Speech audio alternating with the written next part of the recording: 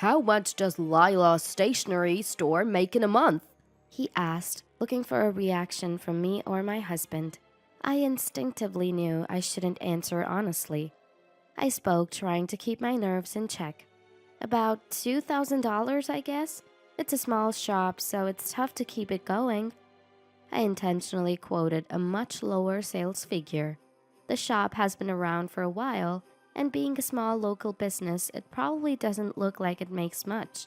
I cautiously looked at my husband, fearing he might think I'm lying, but he didn't seem suspicious at all.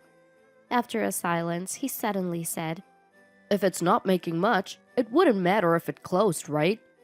I couldn't believe my ears at his nonchalant words. I stood up abruptly and glared at him. "This shop is something Dad always cherished. I won't close it until the last customer stops coming." My name is Lila. I joined a stationery company right after graduation, but now I've left to run my father's stationery shop. I met my husband Jim through a friend in college, and we married right after graduating, with encouragement from our friends. A big reason for our early marriage was probably my in-laws. They ran a company with my father-in-law, Ben, as the president, and my mother-in-law, Kate, as the vice president. Jim has been on the board since college and is expected to take over from Ben. Having achieved wealth and prestige, what my in-laws wanted next was a grandchild to be their heir. They were eager to get Jim married and have a grandson as soon as possible. Their enthusiasm was intense, partly because Jim was their only child. It seemed more than ensuring the company's survival than simply wanting to see their grandchild. Naturally, Jim, pushed by his parents, married early and urged me to have children while young. But children are a blessing that cannot be forced. If wishing made it so, no one would struggle. Unfortunately, I had difficulty conceiving. In the early years of our marriage, I was still working at the stationery company, so we tried, but without success. Then, as my father passed away and I took over the shop, the idea of starting a family became secondary, and a gap grew between us. "Lila, could you take some time off from the shop and spend it with Jim?" Kate asked, with an innocent smile, sipping her coffee. I could tell she meant I should hurry up and have a child, but I pretended not to notice. "Ben and I are looking forward to seeing our grandchild, preferably a boy if possible." "I'm sorry, I'm trying my best." I gave a non-committal answer, dodging Kate's pressing. Isn't it because Lila isn't trying hard enough?" Kate said this lightly, laughing, and it gave me a headache. I wondered if she too was pressured to have a son in her youth. This thought brought a slight sympathy, but it was no excuse to blame me. Right now I'm too busy keeping my father's shop afloat to even think about children. I've conveyed this through Jim to my in-laws, but they don't seem to understand. Thankfully, Jim somewhat understands my work. Perhaps he thinks I'll leave him if he doesn't, but I'm grateful I can focus on my job without him nagging about children. One day, at the end of the month, after closing the shop, I was looking at the accounts on my computer at home. The business isn't doing badly, but I need to review the accounts every month to avoid wastefulness if I want to keep the shop running. I noticed Jim watching me from across the computer.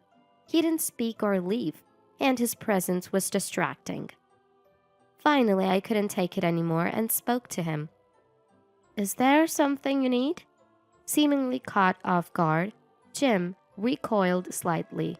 "No, how much does the stationery store you took over from Dad make in a month?"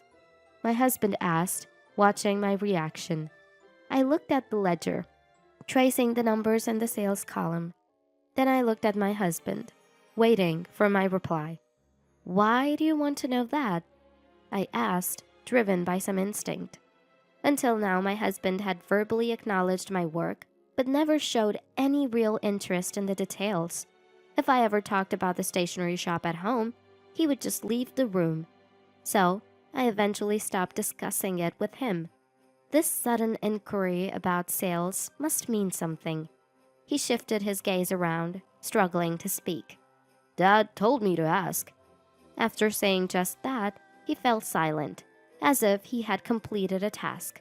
I hesitated even more to tell him the actual sales figures. It seemed odd to me that it was Ben, not my husband, who was interested in my shop's sales.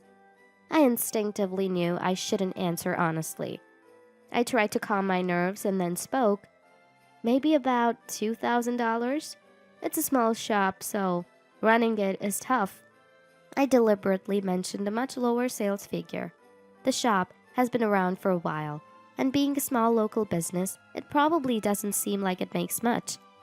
I looked fearfully at my husband, wondering if he'd think I was lying, but he showed no signs of suspicion. After a while of silence, he suddenly said, "If it's not making much, wouldn't it be okay to close it?" His words were so casual, as if it didn't matter at all. I was taken aback and stood up, glaring at him.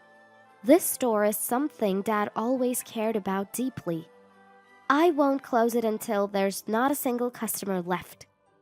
My husband seemed a bit surprised by my outburst, but stood his ground. Maintaining such an old shop must be a loss, right?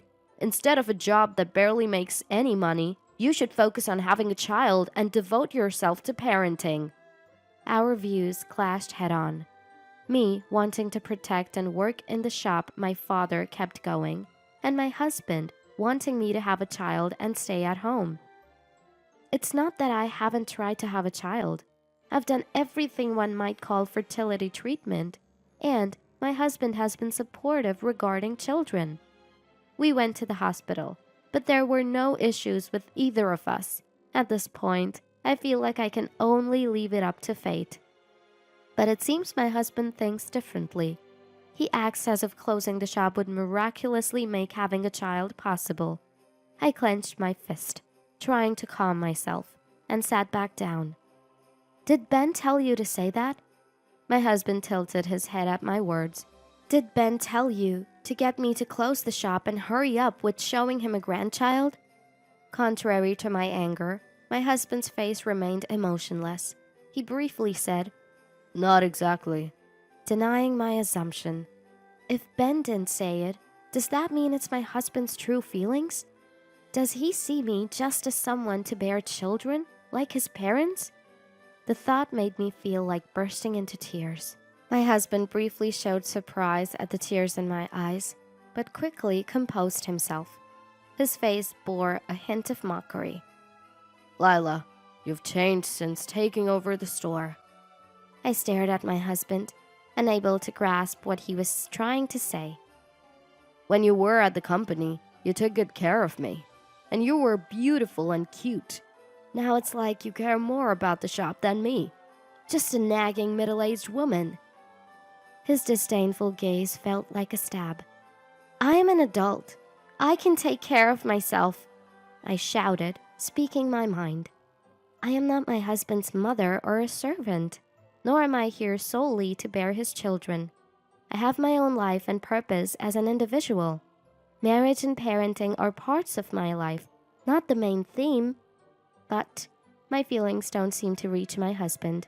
He frowned in displeasure, and while reaching for the living room door said, "See, that's what I mean. You used to be kinder before running the shop." With that, he left the room, leaving me alone. A sense of emptiness from not understanding my husband and anger at being insulted about my shop filled me. He verbally supported me, but in reality looked down on me for taking over the shop. I wondered if there would have been no conflict with my husband or in-laws if I had a child right after marriage. But if I had a child, I would have been too busy with parenting to decide to take over my father's shop. I remember my father, repeatedly hospitalized, yet still standing in the shop. Maybe I've chosen the wrong path, but it's too late to turn back now. My feelings for my husband have cooled, and I can't bring myself to want a child anymore. Plus, Ben's interest in the shop's earnings is troubling. I closed the laptop and sighed deeply. 2 weeks had passed since that day. But the tense atmosphere with my husband continued. There were no apologies from him, and I kept avoiding conversations. Eventually, I realized that his presence or absence made no difference in my life. The husband I once loved so much now just seemed like a nuisance, interfering with my work. For him, as long as I did the house chores like cooking and laundry, everything else didn't matter. Today, like any other day, I opened the shop. The new school term was about to start. It's a busy time with customers buying necessary school supplies. I was cleaning the shop before opening when a luxury car pulled up. A black car, out of place in our small local shopping street, stopped, and the driver got out and opened the rear door. The two people who stepped out were the last people I wanted to see. "It's been a while, Lila. Are you keeping well?" Ben spoke in a relaxed tone, adjusting his suit collar. I held the broom tightly, alternating my gaze between Ben and Kate. Both were dressed in expensive-looking suits, probably custom-made. I remember Ben boasting about his foreign-made custom suit at a family meeting. Kate said something to the driver, and the luxury car quietly drove off. Trying not to show my agitation, I attempted a pleasant conversation. "I'm fine, thank you. But is there something you need? There's no way someone like Ben, a company president, would have business at such a small shop." If my in-laws came together to see me, it couldn't be good news. Ben glanced at Kate, who dramatically pulled a piece of paper from her bag. "We're here suddenly because our company decided to buy Lila's stationery shop." Kate thrust the paper at me. It looked like a contract for the sale of the stationery shop. Without really looking at it, I pushed the contract back to Kate. "I have no intention of selling the shop." Kate seemed slightly surprised at my firm stance. She hadn't expected resistance. Stories about husbands and children were better. I thought they would press me to divorce their son if I wasn't going to have children. Surely my husband must have told them about our recent fights. But my assumption was way off. I may not be attached to my husband or marriage anymore, but I can't give up the shop I inherited from my father. Kate and I stared at each other for a while, but neither of us was willing to back down. Kate opened her mouth again as if to gauge my reaction, but I brushed her off with a single sentence. Ben's mouth twitched at my firm response. "It's not a bad deal, you know. You get rid of this barely break-even old shop and make some money. I get to further my company's business plan. It's a win-win, wouldn't you say?" Ben confidently proposed the deal to me. I remembered a conversation I had a few days ago with fellow members of the local Merchants Association. Apparently, a company with no ties to the local community has been approaching shops in our area, offering to buy them out. This company, it seems, plans to buy the whole shopping district for a massive redevelopment project. Some financially struggling shops have been happy with the money offered and sold out. Members were worried that the disappearance of our shopping district was only a matter of time. Could this company be the one Ben runs? I looked at Ben with suspicion.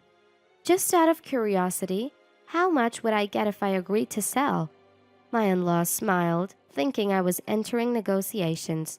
I invited them inside the shop, which was still closed, thinking it would be a long discussion. We went back to the room where my father used it as a break room, and I sat down on the sofa. Ben drank the coffee I ordered and then fixed his gaze on me. "We'll buy the shop for $6,000. $6,000? I wondered if I had misheard, but Ben's expression showed he was serious. Kate, perhaps to clarify my doubts, presented the contract again. It indeed stated $6,000. "That's 3 months of your revenue. Considering you're Jim's wife, we can go up to $7,000. I felt dizzy. I took a sip of my coffee and shook my head. "If there are any debts on the shop, we'll cover those too," Kate added as if to seal the deal. It was simply too cheap. That was my impression. They probably based their offer on the $2,000 monthly revenue Ben must have heard through my husband. There was no way I could sell my father's shop, filled with memories and love from our customers, for such a trivial amount. No amount of money will make me sell the shop. It's precious to me, I declared, looking straight at my in-laws. Kate sighed. Why are you so attached to a shop with no sales? You'd be better off cutting it loose, she said coolly, like a true business person. Ben added, It would be better for the community to do something more profitable. Say, what they said wasn't wrong from a business standpoint. Without sales, a business cannot survive. But they were missing the point. I put down my coffee cup and faced them. You should have checked your information more thoroughly. I opened my laptop and showed them the accounting screen. Their surprise was evident as they looked at the numbers. Our annual revenue is $2 million. Trying to buy it for a mere $6,000 is absurd.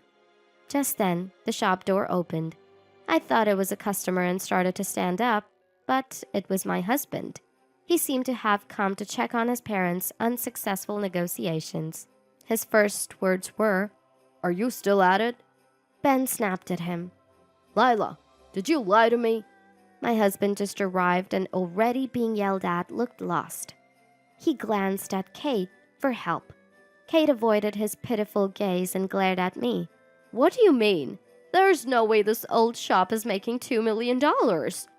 Kate's outburst seemed to finally make my husband understand the situation. Although blamed by Ben, my husband was a victim too in his own way. It all started because I gave my husband a false figure for the store's revenue. The one fault my husband might have with Ben was that he took the information I gave him at face value without verifying it. But at the same time, my in-laws made the same mistake. All three of them believed the old stationery shop's revenue was only $2,000. I urged my husband to sit down while I showed the more detailed pages of the ledger to my in-laws. You know there are several elementary schools nearby, right? My in-laws and husband nodded as they looked at each other. Elementary students all buy notebooks, pencils, erasers, etc. Our store has a partnership with the schools for these supplies. Since I took over the shop, we've also been selling online. Even in this old shop, we have customers and revenue. My in-laws stared at the ledger, disbelieving. I closed my laptop and looked at my flustered in-laws and husband. If you're talking about buying this shop for 3 months of revenue, it would have to be at least $500,000. Ben was stunned by my words. As a company president, even he couldn't afford to pay $500,000 for such an old stationery shop. He had thought $6,000 was a fair value for this shop. The negotiation was over before it began. I had no intention of selling the shop, and my in-laws didn't have the will to buy it at such a high price. A heavy silence enveloped them. Only my husband looked at me with a strong will. Why didn't you tell me, Lila? If I knew you were making that much... You thought of me as just a nagging middle-aged woman, didn't you? I interrupted him. He stumbled over his words. That was wrong of me. I won't talk about children anymore. Just go at your pace, Lila. He looked up at me pleadingly, his eyes cunning, trying to align himself with the stronger side to survive. I took a thin piece of paper from my father's treasured filing cabinet and handed it to my husband. You look down on me, even tried to take my precious shop. I can't live with someone like that anymore, and I certainly don't want to have your child. My husband looked dumbfounded at the divorce papers I had already filled out. My in-laws reacted first, rushing to apologize to me. We'll cancel the redevelopment project. We won't pressure Lila anymore. Just don't divorce, please. Jim is going to be the next president. A divorce would be... Urged by Ben, my husband also apologized. They only ever thought about themselves. I was done with my in-laws and husband. Kate's tearful pleas fell on deaf ears. I stood up, looking down at the three of them, apologizing. It's time to open the shop. So, please leave.